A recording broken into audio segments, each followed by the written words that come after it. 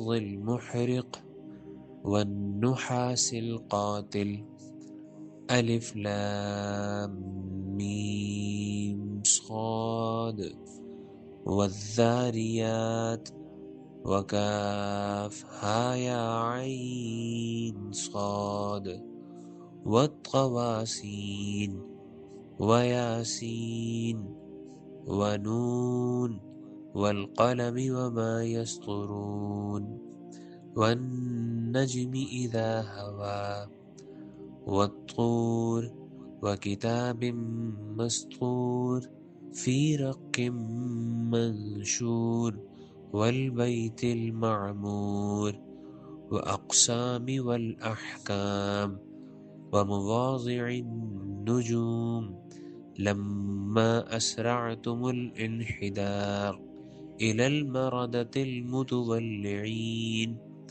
متكبرين الجاحدين لآيات رب العالمین۔ بڑی کمال دعا ہے اور حیرت انگیز دعا ہے، بہت طاقتور دعا ہے۔ حضرت سلمان کہتے ہیں میں نے محسوس کیا میری نیچے کی زمین کانپنے لگی، فضا میں شدید شور اٹھا اور شور سنائی دیا، پھر اچانک آسمان سے آگ نازل ہوئی جسے دیکھ کر تمام جن بے ہوش ہو کر اوندے منہ گر پڑے۔ مجھ پر بھی بے ہوشی کی کیفیت طاری ہوگی۔ پھر جب میں ہوش میں آیا تو زمین سے دھواں اٹھ رہا تھا جس نے میرے اور سرکش جنات کے درمیان پردہ کر دیا۔ وہ دھواں زمین پر طویل وقت تک چھایا رہا۔ حضرت علی نے جنات کو پکار کر کہا اپنے سر اٹھاؤ، اللہ نے ظالموں کو ہلاک کر دیا۔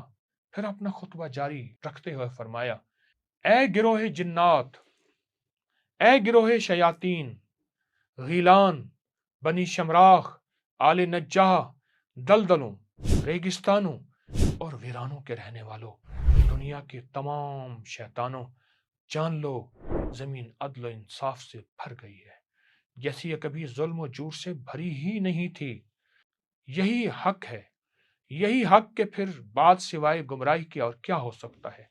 تم کدھر پھرے جا رہے ہو؟ حضرت علی کے علم پر حیران ہوئے، مطیع ہو کر کہنے لگے، انہوں نے کہا، جنات نے کہا، ہم ایمان لائے اللہ پر، اس کے رسول پر اور اس کے رسول کے بھیجے ہوئے سفیر یعنی حضرت علی کی اطاعت قبول کی۔ آپ نے جو کلمات ارشاد فرمائے جھوٹ نہیں ہیں، آپ تو سچے ہیں۔ حضرت سلمان کہتے ہیں پھر ہم رات کو اسی اونٹ پر واپس ہوئے جس پر سوار ہوئے تھے۔